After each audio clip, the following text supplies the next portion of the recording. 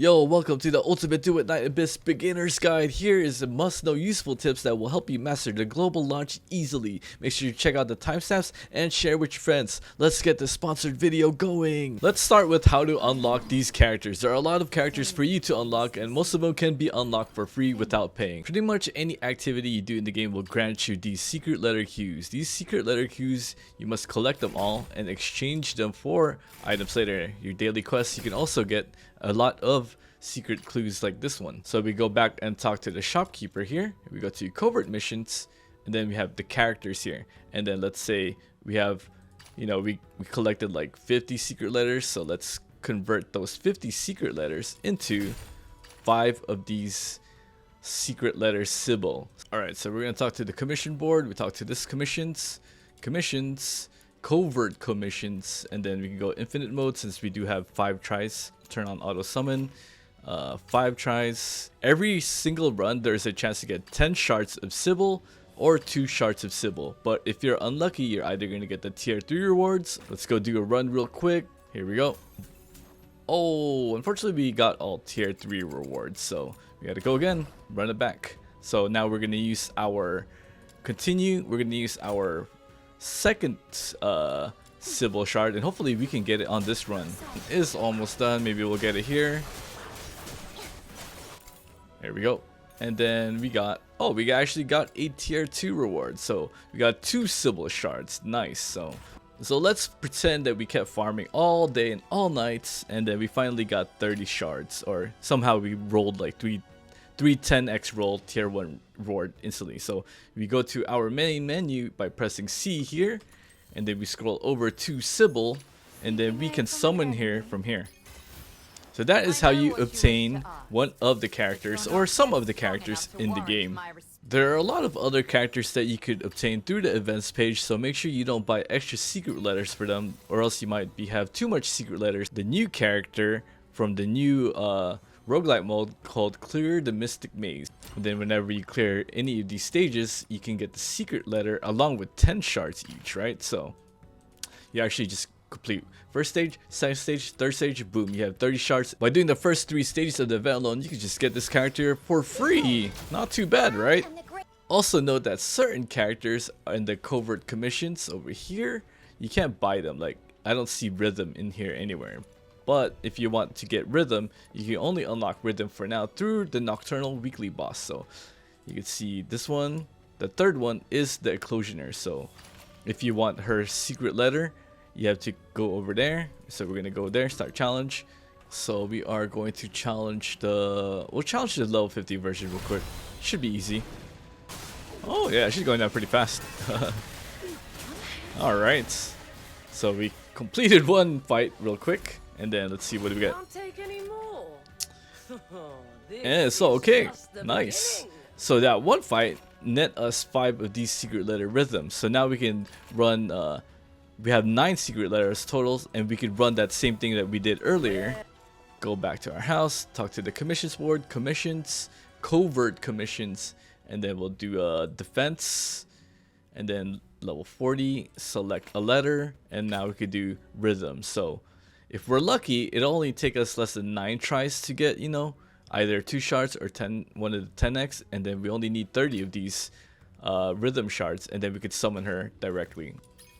It's all about RNG, so good luck to you. So the other way to get other characters directly is we go to the shop, and then we go to thoughts. If you ever find yourself low on shards to summon a character, let's say you just need like 2 more shards to summon Randy, you could use these Foxy Plums, but you do have to use real money for this one. For those that's impatient or don't really want to farm too much. It's also the same with weapons. You could directly buy a weapon in the shop, but you do need to use real money, which is called Foxy Plumo. Now that you've understood the basics of farming characters, I'm going to teach you how to farm these weapons. So pretty much we're back to the start. So we want to collect these secret clues. So we'll collect like as much as we can. And then we're going to go to the shop and trade in the secret clues for the secret clues of the specific weapon type. So we go covert missions in the shop, weapons, and then let's say we're going to go for Sybil's weapon. So let's say I just collected 50 secret clues. We're going to collect 50 of 5. We're gonna exchange 50 for 5 of secret letter undying Yonero. So we go back to the next step, which is the commissions board, commissions, covert commissions, and then we go to the middle section this time. So we'll go hedge, and then secret letter, and then we have 5 tries to get the weapon recipe. But you also need materials for it, so we're gonna keep doing this. We'll see how it goes, and then we actually got 1 tier 2 and tier 3. Alright, second run is looking like. Alright, third run complete. What are we getting? Oh man, we really need that tier 1 rewards. So apparently the drop rate for a weapon is 10% to get the golden tier reward. So I think we've been unlucky in our first 5. So hopefully we get it in our next 5. Oh, we finally got it. Dang. Alright, so we got the recipe after like 7 runs. Not too bad. So now that we have the recipe, we're gonna walk up to our blacksmith, and then we're gonna go to the weapons tab, and then we can start forging the weapon. So if you have stuff to speed it up, a toy hammer, you could do so, and then boom, and then you can claim your weapon that you just got. Some of the materials you may need to farm beforehand, but after you craft the weapon recipe does disappear, so you will have to farm for that blueprint again by repeating from step 1, where we go back to the covert missions, weapons, and then we buy more of this. Another way to obtain weapons is from the weekly bosses. Not bad, I must say. Keep it up. Alright, so we downed her, and then you can see here we got the first clear rewards. We got this one, Scarlet Letter or Shackle Lone Wolf. So it's the same thing, right? So you take this secret letter. I got 3 tries to get the level tier 1 reward, which is 10% in the dungeon. And then if I want to farm for that specific weapon only, I would challenge only the level 40 version of it. But if I want to unlock the other recipes, I would challenge the level 80 if I want to farm this specific secret letter, Blast Artistry. Now that we're back in town, we're gonna check out the weekly bosses again. So Sybil drops these 4 weapons, and then Crystallophile drops these 3 weapons, and then the Eclosion drops these 4 weapons. So you can specifically target these weapons or characters depending on the level of the boss fight you do. And then we have like the monthly event where you need to do a prerequisite quest to enter and unlock characters such as Psyche and her weapon. You get to get like 30 attempts on trying to get her weapon, so that's pretty much a good chance at 10% rate. But if you don't end up getting it from the event for free, you could always unlock it through other means. And that sums up how to farm the current weapons, or whichever weapon you are going to go for in the game. Some of the weapons might be unlocked through achievements, quests, or missions, so make sure to check each and every one so that you don't end up getting a extra dupe of something that you don't need early on. Alright, so once you've actually understood how to farm a character and weapon, farming the sigils or the demon wedges in this game should be very clear. So it's pretty much the same. You get the recipe and then you craft it. But this is only for the legendary golden demon wedges. If it's the sigils for the lower level ones, like purple grade, blue grade, and then like white grade, all of these sigils can be farmed without requiring you to craft or RNG too much, so which is pretty nice. But you do have to target specific stages for them. And then there's also a weekly demon wedge blueprint that you could obtain, so make sure you do these every week. This mode is called chase mode, which is a unique mode, but we're gonna just do a level 71 real quick. Let's see, let's go for the benevolent tyrant. We'll confirm this. We'll do this speed run. Use 1 commission manual volume to start a challenge. 2,000 bonus drop rate, sure. We'll summon our helpers, and then we will. Okay, mobs are a bit tanky though, but I think we'll be okay. Maybe. Alright, we got our powered up sword all the way. We are swinging like crazy. Alright, so we need 3 more mobs and we're done with this commission. Easy peasy. There we go. Let's wrap this up and head back for our paycheck. So we might get a recipe here. Let's see. Mistress Patience. Okay, I guess we got a ton of recipes with the super bonus drop rate. So let's go back to town, and then we'll head over to our blacksmith, and then you can see all of these recipes that we can craft.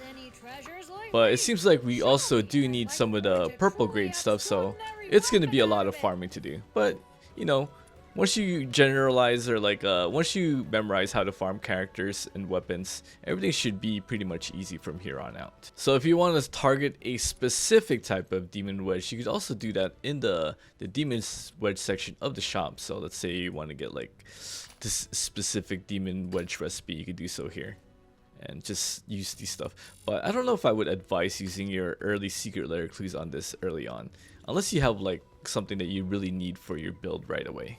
While we are on the topic of demon wedges, it's time to learn a little bit more about them. Think of the demon wedges as like your stat stick. You equip them on all your characters, they'll boost your stats, range, skill, and all that stuff. And then you can also equip different demon wedges on your weapons, your ranged weapons, and then certain characters have exclusive skills. So for Saichi, she has her flying skill, so you can also equip demon wedges on her flying skill, give it like attack speed 27%, crit chance 54%, multi-shot on her flying skill, and trigger probability. So demon wedges are definitely something that you need to farm for endgame wise. Also, some of the demon wedges, like my normal attack right here, this is my normal scythe attack, but if I change the demon wedge of this specific scythe weapon to this one, upgrades polearm, no, normal attack summons spheres. So my normal attacks will become a different style of normal attack, which is I'm summoning spears that does twice as much more damage. You can also change it so that you can have like even a different heavy attack, because weapons both have normal and heavy attack. So this is my normal heavy attack without the upgrade. We need to piercing ascent. This is the one we know. Piercing ascent. So if I change my piercing ascent, our heavy attack is going to become a dash move. So we zoom in through the map just using this move alone. So you can change all your attacks differently depending on which stuff, and each weapon works as differently. And the demon wedges have very high cost, and so you could adjust the cost of this demon wedge to lower it if you match the moon. So this slot, I want to add a moon slot to this one, but you have to use a track shift module, and these track shift modules are really hard to get, so I wouldn't use it on just any character. I would use it on your favorite character that you think you would use for a long time. Demon wedges are super duper good. That should be a little bit of a quick guide about demon wedges. You're gonna be farming a lot of it, so you can mix and match. Auto equip should be fine for like lower levels, but once you get to end game, you want to make specific builds for your demon wedges, because certain weapons and characters also scale off different kinds of attacks, whether it's piercing, slashing, and all that stuff. Next up, we have the movement tutorial. So you press Control and spacebar, and this is called a helix leap.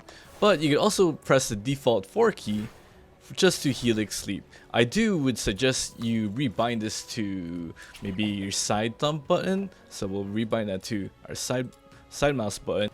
Now we press the side mouse button for jump. So there's different kinds of helix sleep. So if you aim high in helix sleep, you have a high helix sleep, and then the normal staring forward is the normal helix sleep. So if you aim high helix sleep, you jump down, you actually do a deep dive. So this is one of the main movements. And then you can also do a helix leap and then shoot. This is called a gun glide. So quick recap, we have the sprinting, helix leap forward, high helix leap, gun glide, and then high helix leap into dive bomb. One of the most important things that every player should know is how to use your tactical backpack. So if you press C and then you go to the last tab of the top of the screen, you could add characters in here. So let's say we want to put Saichi here, but we don't want her with that weapon. We want her with her scythe weapon. So we put her there. And then our second character, let's add her. And then her weapon loadout, we could either give them a ranged weapon. So we're going to give them a ranged weapon. Actually, no, we'll just give them also a melee weapon.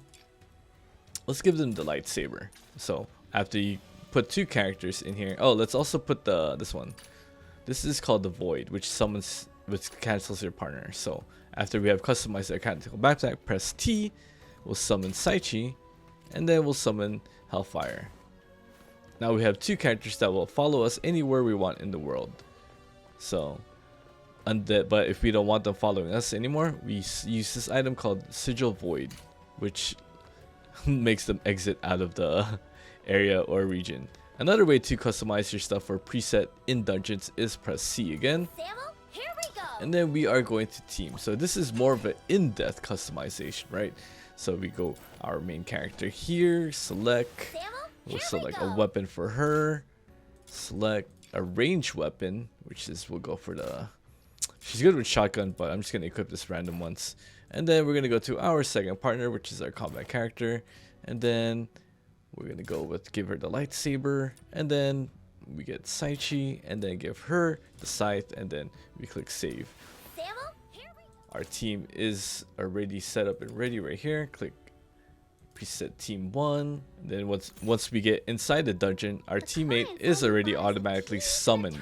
The tactical backpack isn't also limited to summoning units. You could also equip HP potions, mana potion, and ammo crates. So if you ever feel like you're running out of ammos during dungeons, you could bring up your tactical backpack, summon an ammo crate, and then pick up ammo on the floor. Pretty convenient. Use your, if you ever run out of sanity or mana, summon mana potions or health potions during combat. You could also equip emotes here. So if you're in the social interaction, your your helper friends also copy your emotes. So pretty cool, right? So if you have like the super cool one, Snap Freeze, you get 3 cars. Oh man.